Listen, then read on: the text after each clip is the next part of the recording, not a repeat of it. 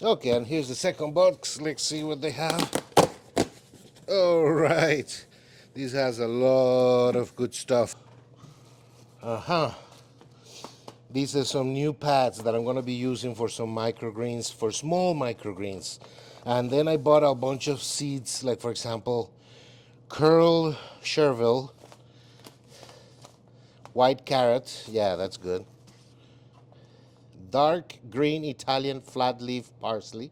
So yeah, these are some that I got organic leisure splits cilantro. So this is why I'm getting all these different pads. This is a new way of growing microgreens for these small microgreens.